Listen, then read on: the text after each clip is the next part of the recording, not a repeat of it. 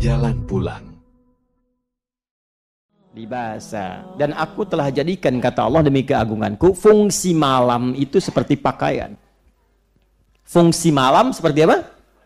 Pakaian. Masya Allah. Rehat. Malam. Libasa seperti pakaian. Ini yang saya terangkan ini, karena ini pakai ilmu balaghah. Nanti cara memahaminya menggunakan pendekatan ilmu bahasa gramatikal yang ketiga, nahwu, sharaf, balaghah. Libas. Ya. Libasa. Di balaghah itu nanti ada ma'ani, bayan, dan badi'. Kita ambil ilmu bayan dulu di majaz ya. Kita ambil kinayah. Kiasan. Libas itu disebut dengan pakaian, terjemahannya bahasa kita. Pakaian. Apa fungsi pakaian? Menutup apa? Aurat. Apalagi? Menampilkan keindahan, kan? Memberikan kenyamanan. Dengan berpakaian nyaman kan? Dengan berpakaian menutup aurat kan? Dan biasanya bukan sekedar berpakaian, tapi kan orang berpakaian itu ingin dilihat tampil indah kan? Tampil nyaman. Nanti tidak sedikit didapatkan ayat-ayat Quran memberikan metafor, majas, kiasan pada fungsi kehidupan itu seperti pakaian. Contoh begini, Al-Baqarah ayat 189, ini kalimat libas pertama dalam Al-Quran. Yang ini kan An-Naba. Quran surah 2 ayat 187 ke 187 dulu. Quran surah 2 Al-Baqarah ayat 187, paling kanan sebelah atas di mushaf. Uhilla lakum lailatas siyamir rafathu ila nisaikum. Hunna libasul lakum wa antum libasul lahun. Istri pakaian untuk suaminya, suami pakaian untuk istrinya.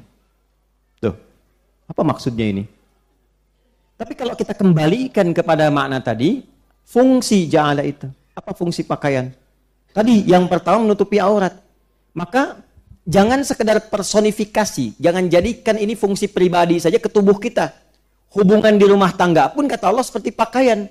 Seperti halnya pakaian menutupi aurat, maka istri, libasul lakum, istri itu difungsikan pakaian bagi suami, tutupi aurat aib-aib suami, jangan terbuka keluar. Jangan sampai ibu ikut pengajian, jauh-jauh datang dari Sumatera Barat, ketemu teman hanya untuk curhat tentang suami. Aduh, Uni kapan datang? Kemarin pakai bis. Gimana keluarga? Sehat. Alhamdulillah. Anak bagaimana? Ya alhamdulillah baik. Suami bagaimana? Di situ masalahnya.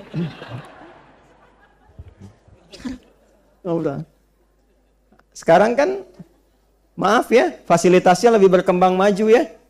Nggak diminta, udah curhat duluan, bikin status kan. Tidak seperti yang dulu. Ya, klik. Kenapa? Tuh, nungguin. Yang paling menyebalkan itu nunggu komen. Sekarang ada yang sambil masak aja bikin status tuh kan. Ya. Paham? Baik, kembalikan. Libas, tutup aurat. Sama laki-laki tutupi, melindungi. Ya, ar-rijalu qawwamuna 'alan nisa, lindungi pakaian, melindungi dari dingin, dari panas, ada pakaian menyesuaikan. Demikian, tampil indah. Anda bagaimanapun punya persoalan dalam rumah tangga, keluar tetap bergandengan, tetap tampil indah, nyaman, tenang, enak. Intinya apa? Libas memberikan ketentraman, kenyamanan, kedamaian dan keindahan bagi yang merasakannya. Kata Allah, wa ja'alna al-laila libasa. Aku jadikan pertama malam itu seperti pakaian yang menutupi. Baik, yang kurang-kurang bagus kelihatan di siang hari ditutupi di malam hari nggak nampak semua. Dihiasi malamnya dengan keindahan seperti pakaian yang tampil indah. Jadi Anda hanya dihadapkan untuk melihat cahaya dan malam saja ke atas. Langitnya dihiasi dengan bintang-bintang. Sehingga Anda ketika keluar malam, ada di Quran ayat-ayat tentang keluar malam. Ya, siru fil ardi. Silahkan keluar. Siru itu dari kata asra. Subhanalladzi asra bi abdihi. Kenapa Isra Mi'raj itu Isra'nya malam? Salah satunya untuk menikmati keindahan-keindahan di malam hari dengan segala yang Allah telah tampilkan. Yang buruk siangnya ditutup. Makanya orang atau kita kalau ngelihat keluar malam dengan siang beda kan ya? Ya, Anda lihat ke tempat manapun tuh, walaupun kelihatan kotor siangnya, jalannya rusak, bangunan gak enak. Kalau malam keluar kayaknya bagus semua tuh. Benar nggak? Itulah libas. Maka kadang-kadang kenapa libas didekatkan kepada naum, kadang keluar untuk melihat sesuatu sampai rileks dan merasakan ketenangan, membuat cepat kita untuk merasakan ngantuk dan enak tidurnya. 1. 2. Seperti pakaian menutupi aurat, Allah jadikan malam bagi kita untuk berintrospeksi, menutup aurat-aurat maksiat-maksiat yang telah terbuka sebelumnya. Makanya libas pun disifati oleh Al-Quran dengan takwa. Libasut takwa. Bagi insan beriman, dia tidak hanya menjadikan malam itu suasana untuk istirahat dan menikmati keindahannya, seperti tampil pakaian indah, tapi dia jadikan juga malam itu untuk menjadikan pakaian takwa menyelimuti dirinya, sehingga menghilangkan aurat-aurat maksiat yang pernah dia kerjakan di siang harinya. Di Quran surah ke-7 dalilnya ayat ke-26. Ini mahal sekali, belum tentu Anda dapatkan. Quran surah 7 Al-A'raf ayat 26. Ya bani Adama qad anzalna 'alaikum libasan yuwari sawatikum warisha wa libasut taqwa dzalika khair. Dzalika min ayatillahi la'allahum yadhakkarun. Ada ayatnya? Quran surah 7 ayat 26. Perhatikan baik-baik. Ini dibaca, kita hafal, tapi diamalkan enggak? Itu maksudnya. Ya. Perhatikan, fokus. Ya bani Adam, hai semua anak cucu Adam. Saya tanya, Bapak Ibu, saya, kita semua anak cucu Adam bukan? Oke? Berarti ayatnya berlaku untuk kita. Qad anzalna 'alaikum libasan yuwari sawatikum wa demi keagunganku, aku turunkan pada kalian kemampuan, kekuatan untuk mendesain model-model pakaian yang indah-indah sehingga bisa menutupi aurat. Ini ayat tentang fashion. Silahkan tuh yang punya usaha di bidang-bidang fashion, ya, model pakaian dan sebagainya. Silahkan ciptakan, kreasikan, bikin desain-desain pakaian yang indah, ya, yang fashionnya bagus, tapi fungsi utamanya tutup aurat. Jangan bikin misalnya fashion week, jalan, catwalk, macam-macam, kelihatannya bagus, tapi aurat terbuka kemana-mana. Kalau cuma tampil untuk membuka aurat, binatang itu pasti unggul. Pasti lebih unggul. Ya, jadi jangan berlomba dengan binatang, nggak akan menang. Nggak akan menang. Ya, saking unggulnya binatang, bahkan risih kalau dipakein pakaian. Ya, lebih senang kalau dibuka. Manusia beda. Manusia itu bedanya dengan binatang, lebih indah, lebih elok kalau ditutup. Kalau binatang lebih bagus kalau dibuka. Justru ketika dipakaikan pakaian tertutup, misalnya tertutup aurat binatang, misal. Ya, ada delman datang ke Bendi Raya lewat tanah kusir menutup aurat. Masya Allah, nggak tanggung-tanggung. Ya, kuda betina, delman betina dijilbabin misalnya. Ya, maka apa yang tampil pada diri kita nggak akan enak dilihatnya. Ini yang punyanya kurang sehat apa ya katanya? Kan begitu. Ya, Anda punya peliharaan kucing, semanis-manisnya kucing kan nggak akan Anda bajuin, ya kan? Kenapa? Karena tabiatnya terbuka, semakin dibuka semakin nyaman. Ya, pernah lihat monyet betina pakai jilbab?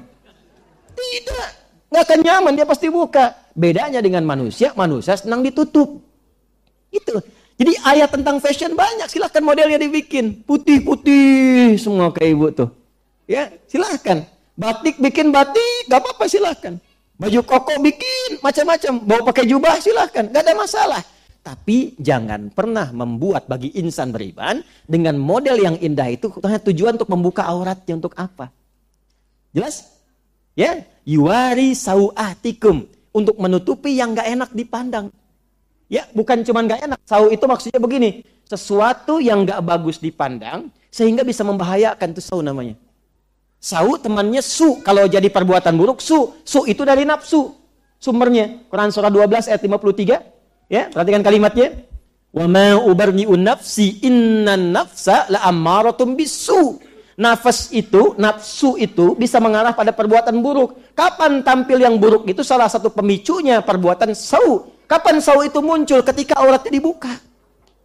Ya, makanya kalimatnya mengatakan, ya, libasa yuwari sau'atikum. Ini ditutup pakaian ini, menutup hal-hal buruk dalam tubuh ini yang nggak layak dipandang, yang kalau terbuka menarik orang yang tidak mampu mengontrol nafsunya. Nah, itu diputar oleh orang liberal sekarang. Wah, ini bukan pakaian yang terbuka, dia aja nggak bisa nahan nafsu. Kurang sehat tuh cara berpikirnya. Justru cara menahan nafsu itu dengan cara Anda menutup aurat. Ketika Anda buka, Anda memancing dia untuk mengeluarkan nafsunya, itu persoalannya. Jadi Quran itu ada sau, ada su, ada nafas, ada nafsu. Kalau kita ngajinya total, kita paham itu. Teruskan ayatnya. Walibasut taqwa. Nah ini kaitannya. Dan di antara sekian libas pakaian yang bagus itu, yang paling baik libasut taqwa. Dzalika khair. Pakaian takwa. Nah, jadi kalau sudah tiba malam, bukan hanya menyelimuti keadaan, bukan hanya membuat kita enak tidur, tapi bagi orang beriman yang imannya kuat, malam itu digunakan untuk menggunakan jubah takwanya, mengiringi kenyamanan tidurnya. Maka apa di antara amalan takwa itu? Bangun malam tahajud. Tuh. Wa ja'alna naumakum istirahat. Wa ja'alna laila enak keluar. Jadi malam itu ada yang enak tidur, ada yang enak jalan menikmati pemandangan, ada yang dia menggunakan pakaian takwa untuk mengisi malamnya. Tidur, dia nikmati tidurnya, dia nikmati rezeki Allah yang memberikan ngantuk dan tidur nyaman, tapi dia bangun malam harinya untuk menggunakan pakaian takwanya. Maka adalah panggilan di Quran, surah ke-73 Al-Muzammil, di ayat yang ke-6. Atau kita baca dari ayat pertama. Ya ayyuhal muzzam qumil laila illa nisfahu awil qus minhu aw zid alaihi warattilil qur'ana tartila. Innalaka, nah ini yang saya, Masya Allah, ini yang saya kadang-kadang suka. Gimana ya? Malu sama Allah. Kata Allah tuh begini, disindir halus tapi tajam banget. Innalaka fin nahari sabhan tawila. Duh, kamu ini betapa sibuk saat pagi sampai siang itu. Sabhan tawila, sibuk bekerja, beraktivitas, padat, kadang-kadang ibadahnya cuma secukup fardu aja. Sekarang malam tidurnya begitu enak, pakai selimut. Tapi cita-cita surganya Firdaus, kayak tadi gitu ya. Kayak tadi tuh. Itu ayatnya dalam banget tuh. Kamu ini sudah siangnya sibuk, malamnya tidurnya juga nyaman banget. Terus cita-cita surga Firdaus, tapi malam gak bisa bangun. Kata Allah, bangunlah sedikit. Walaupun cuma sedikit malamnya. Gunakan untuk mengenakan pakaian takwa. Apa manfaat menggunakan pakaian takwa ibadah di malam hari itu? Inna nasyi'atal laili hiya ashaddu wat'an wa aqwamu qila. Kalau engkau bisa bangun di malam hari, gunakan pakaian takwamu, itu akan lebih cepat menyentuh hatimu untuk lebih dekat dengan Allah. Makanya orang yang bangun malam, itu ibadahnya cenderung lebih khusyuk. Doanya cenderung lebih meresap, dan yang paling dahsyat, sekatnya dengan Allah menjadi tersingkap. Kalau dia berdoa langsung tembus tuh. Makanya kalau istighfar kadang langsung menangis, kalau baca Quran langsung khusyuk, dan doa tidak jarang langsung terjawab di sisi Allah Subhanahu wa taala. Tafsir semacam ini agak jarang diterangkan. Paling kita hanya bahas wa ja'alna naumakum subata, sudah tidur itu istirahat. Wa ja'alna laila libasa, malam untuk ditutupi seperti pakaian, selesai. Tapi persoalannya, apakah pedoman di setiap kata ini pernah kita amalkan dalam kehidupan? Siapa di antara kita yang malamnya sudah istighfar sebelum tidur? Siapa di antara kita baca surat ayat kursi misalnya? Baca 3 surah terakhir, Al-Ikhlas, Al-Falaq, An-Nas. Siapa yang sebelum tidurnya sudah menyiapkan bangun malam jam berapa? Saya pengen tahajud jam sekian, berapa rakaat surat apa yang dibaca? Siapa yang sudah menyiapkan saat bangun ini berdoa untuk keluarganya, memohon pada Allah kebaikan untuk istrinya atau suaminya atau anak-anaknya? Siapa yang saat malam memohon kebaikan hidayah untuk tetangganya yang belum masuk Islam supaya dapat hidayah? Siapa yang bangun malam, yang saat bangun malamnya memohon kebaikan untuk teman-temannya di kantornya? Dan sebagainya.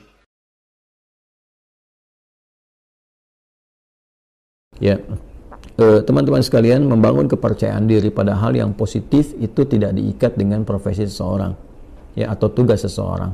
Ya, kepercayaan diri itu tidak melekat kepada seorang ustadz saja, kiai saja, ya, seorang habib misalnya, seorang guru, tidak. Tapi semua kalangan sepanjang mengerjakan nilai kebaikan mesti membangun kepercayaan diri yang kokoh pada dirinya untuk komitmen mengerjakan kebaikan itu, sehingga melahirkan motivasi kuat untuk melakukannya, mengerjakannya, siapapun dan apapun yang dia kerjakan. Apakah ia misalnya dia di birokrat, ya, di dunia birokrasi, apakah di dunia diplomasi, apakah seorang pebisnis, seorang pedagang, seorang perawat, dokter, insinyur, bahkan misalnya dosen, guru, mahasiswa, atau juga pekerjaan-pekerjaan yang dilakukan pada umumnya masyarakat, ya, baik bertani, berkebun misalnya dan sebagainya. Semua butuh kepercayaan diri, dibangun sepanjang dikerjakan itu baik. Ya, sepanjang yang dikerjakan itu baik. Nah, sekarang membangun kepercayaan diri itu seperti apa? Maka dimulai dengan hadis Nabi Muhammad SAW yang diriwayatkan oleh sahabat Umar bin Khattab radhiyallahu taala anhu, haddatsana qala, ya kan, an Abi Hafs Umar bin Khattab radhiyallahu taala anhu qala Rasulullah sallallahu alaihi wasallam innamal a'malu binniyat wa innama likulli imri'in ma nawa faman kanat hijratuhu ila Allah wa rasulihi fa hijratuhu ila Allah wa rasulihi ya faman kanat hijratuhu lidunya yusibuha aw imra'atin yankihuha fa hijratuhu ila ma hajara ilaih. Itu kan rawahul Bukhari.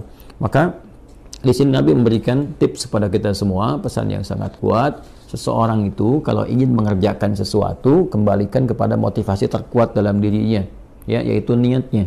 Jadi ada 3 tahapan kita mengerjakan sesuatu itu berdasar dari dasar hati kita dulu. Yang pertama ada keinginan, ya. Yang kedua ada tekad, yang ketiga ada niat. Nah, keinginan itu disebut iradah namanya. Setiap orang tuh ingin pada segala yang baik. Ya, kalau Anda tanya, mau nggak ke surga? Semua jawab mau.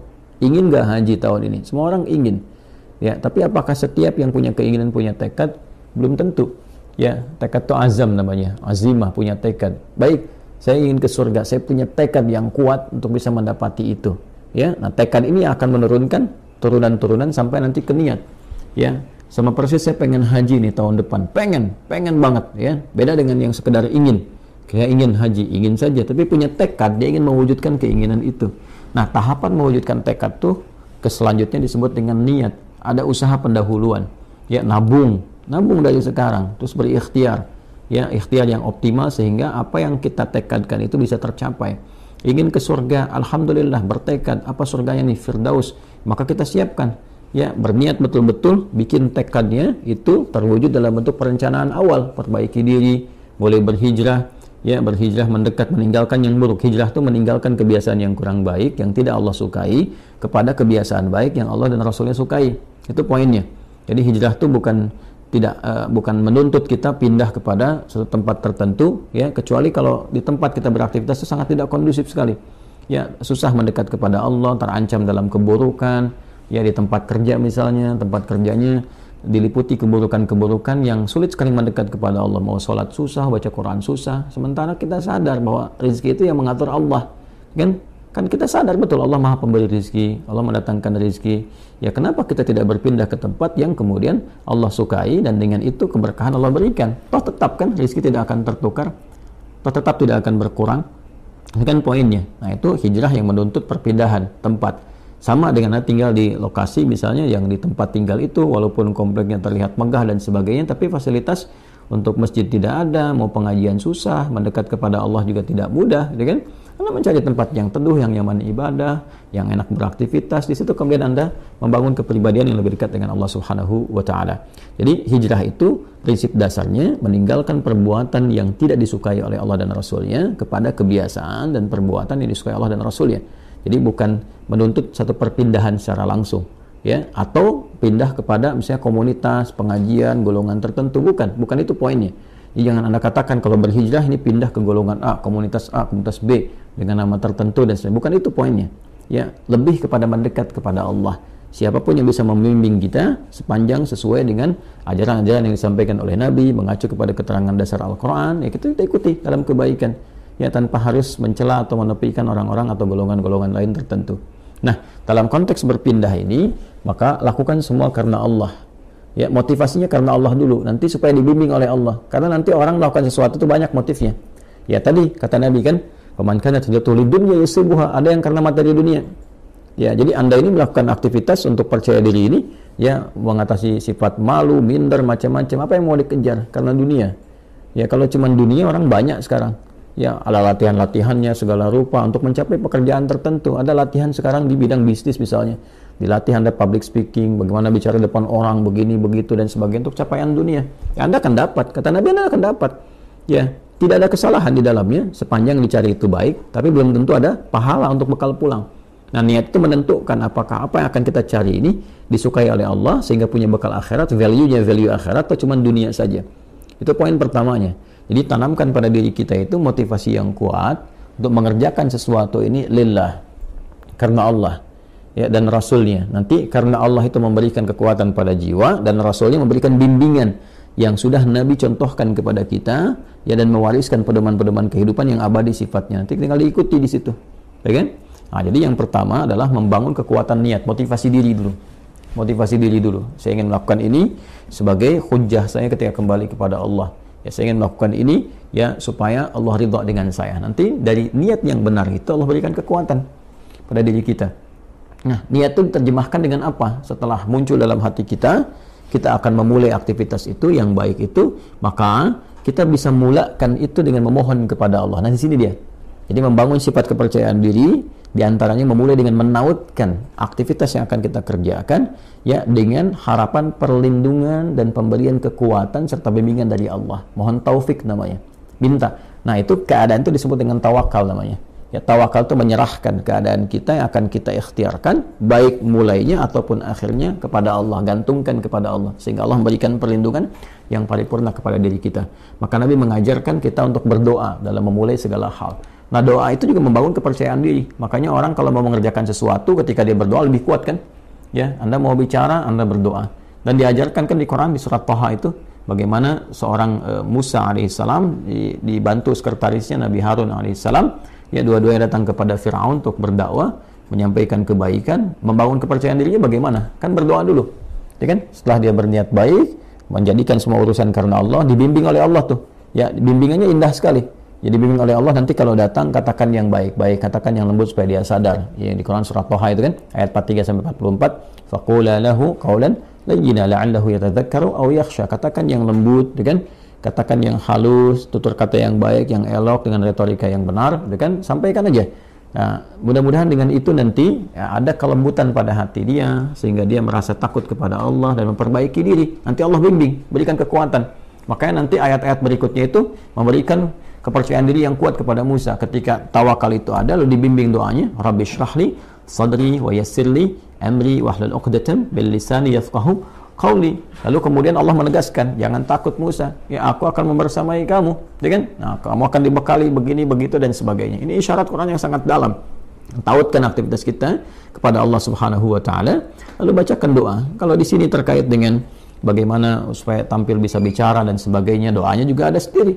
Seperti tadi diajarkan di Quran, Rabbi syrahli sadri wa yassirli amri wahlul 'uqdatam min lisani yafqahu qawli. Nanti untuk belajar supaya pede nih. Ya, jangan sampai pesimis, waduh saingannya berat nih, waduh ini bisa nggak lulus ujian. Percaya diri, yang dituntut ikhtiar kok. Nanti Allah yang mengatur Anda masuk di kampus mana, di sekolah mana yang terbaik untuk masa depan kita.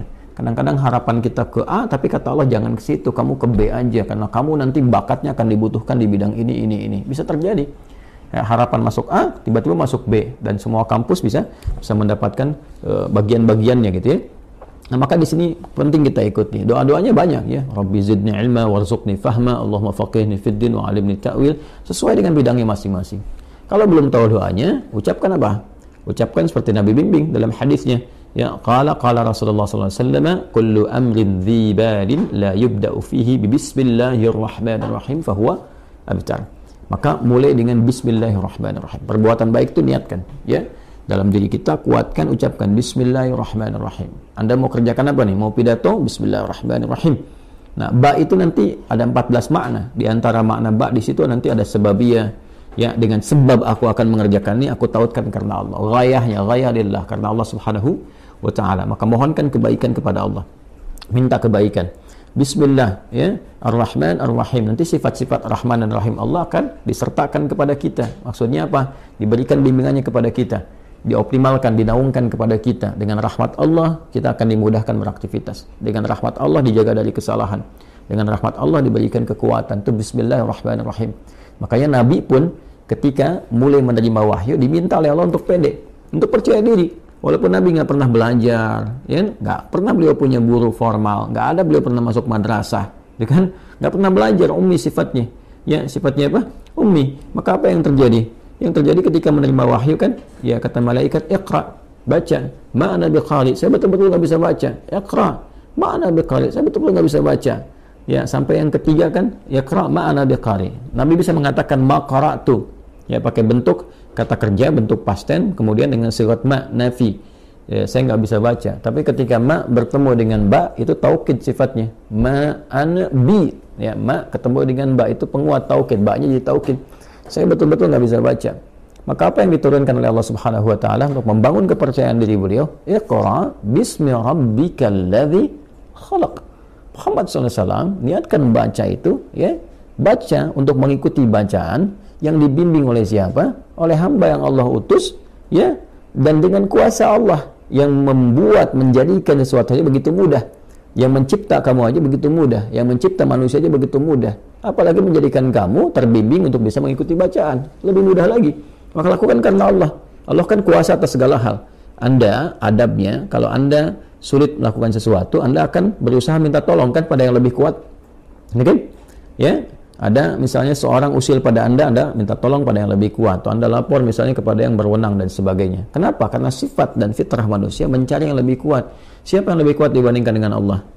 Siapa yang memberikan kekuatan pada kita lebih dibandingkan apa yang Allah berikan kepada kita? Maka tautkan diri kita kepada Allah. Iqra bismi rabbikal ladzi khalaq. Nah, inilah kekuatan doa. Doa membangun kepercayaan diri. Doa membangun kekuatan. Ya, nanti setelah itu yakinkan bahwa apa yang Allah berikan kepada kita itu sempurna dan bisa melakukan apapun. Ya, sepanjang nilai itu baik. Wa 'allama Adam al-asma'a kullaha. Allah mengajarkan kepada Adam semua jenis segala hal yang bisa digunakan dalam beraktivitas di bumi ini. Ya, karena Adam itu nabi, Adam itu rasul. Nabi bukan rasul, maaf. Adam itu nabi walaupun beliau bukan rasul. Ya, karena bedanya kalau nabi diberikan risalah terbatas untuk diri dan kerabat dekatnya, ya tidak untuk umat. Adam diutus, umat belum ada, baru ada diri dan kerabat dekatnya, itu istrinya sendiri dan nanti anak keturunan awal dasarnya. Maka dipilih oleh Allah di Quran misalnya surah ke-3 Ali Imran ayat ke-33. Innallaha astafa Adam. Nanti baru ketika ada umat komunitas nanti risalah diberikan membimbing umat menjadi rasul yaitu Nuh alaihissalam. Makanya nanti innallaha astafa Adam wa Nuha ya wa ala Ibrahim wa ala Imran alal alamin. Dan ketika Allah kemudian memberikan sifat pengajaran, ada fitrah kenabian. Fitrah kenabian itu diajarkan secara langsung. Semua diajarkan, segala hal yang terkait dengan kebutuhan membangun risalah di muka bumi ini. Jadi Nabi, Rasul diajarkan, semua diajarkan. Nah, tapi mereka manusia. Kita manusia, kita bukan Nabi, kita bukan Rasul. Kita manusia, kita bukan Nabi, kita bukan Rasul. Maka sifatnya potensi ditanamkan pada diri kita. Jadi di dalam diri kita ini potensinya banyak sekali bakatnya. Ya, dan kita harus yakin, percaya diri, bakat apapun yang dibutuhkan untuk memberikan maslahat pada kehidupan kita di bumi ini bisa dicapai. Jadi di sini ini ada kemampuan dalam diri kita ini. Ya, untuk menjadi ahli fisika kah, kimia kah, matematika, ya dalam saat yang bersamaan ahli Quran, ahli hadis, mau bicara apapun. Coba lihat manusia tuh, lidahnya Masya Allah. Diajarin bahasa ini bisa, bahasa Inggris bisa, bahasa Arab bisa, bahasa Cina bisa. Ya, macam-macam tuh. Itu dari lidah, dari bahasa aja. Coba lihat bagaimana Allah memberikan kemampuan pada kita dengan memori yang sangat luar biasa untuk bisa mengingat dan hafal benda-benda. Anda itu luar biasa. Coba kalau Anda mau kumpulkan benda-benda di lingkungan Anda aja, Anda bisa ingat tuh. Ya, benda-benda lingkungan kita bisa kita sebutkan 1, 2, 3. Berapa banyak memori kita, kapasitasnya. Artinya, kita ini makhluk yang sangat unik. Makhluk yang sangat istimewa. Laqad khalaqnal insana fi ahsani taqwim. Quran surah 95 ayat ke-4 itu. Allah bersumpah dengan 3 risalah. Risalahnya Nabi Isa alaihissalam, Nabi Musa alaihissalam, Nabi Muhammad sallallahu alaihi wasallam. Ya. Wattini wazzaitun, dengan Nabi Isa alaihissalam, watturi sinin, Nabi Musa alaihissalam, hadzal baladil amin, ya Nabi Muhammad sallallahu alaihi wasallam. Laqad khalaqnal insana fi ahsani taqwim, dan pakai lam dan qad, pakai taukid dan tahqiq untuk menunjukkan kesempurnaan secara fisik aja udah sempurna tuh penciptaan manusia. Fisiknya sempurna, akalnya sempurna, potensinya sempurna. Tinggal kita membangun kepercayaan diri bahwa dengan kesempurnaan ini kita bisa mencapai itu. Kita bisa. Percaya pada diri kita dan tautkan kepercayaan itu kepada Allah Subhanahu wa taala. Maka itu diantara cara yang terbaik. Kemudian setelah itu ikhtiar dan belajar secara bertahap. Ya, latarkabunna tabaqan an tabaq, step by step. Barangkali di sini nanti akan ditemukan beberapa kekurangan yang Allah tampakkan untuk diperbaiki.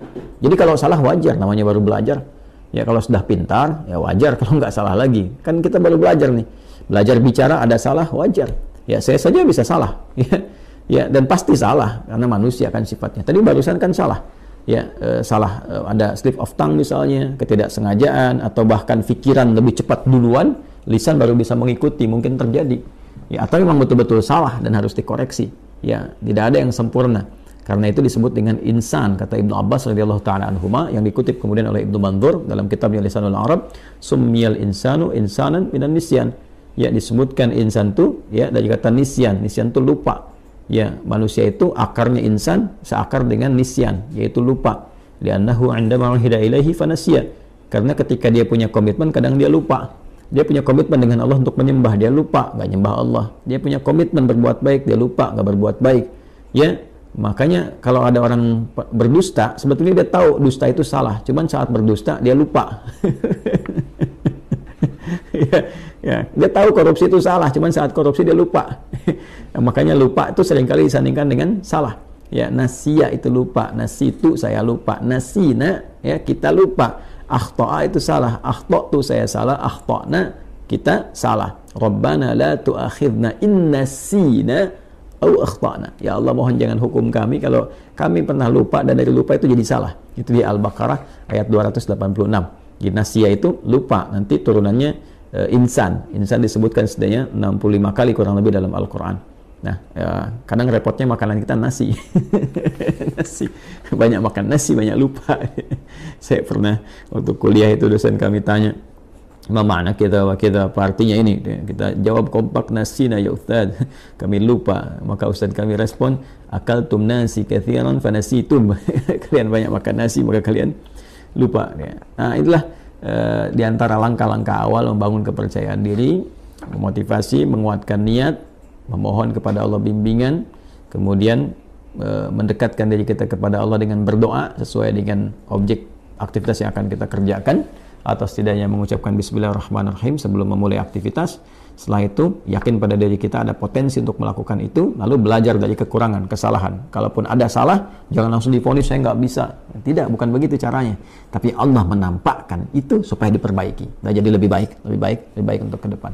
Setelah itu nikmati hasilnya. Ya, ikuti, nikmati, dan bangun tawakal hasilnya kepada Allah. Fa idza faraghta fansab wa ila rabbika farghab. Kalau sudah selesai, tata lagi dan hasilnya tujukan kepada Allah, tawakal. Bagaimana Allah memberikan yang terbaik kepada kita.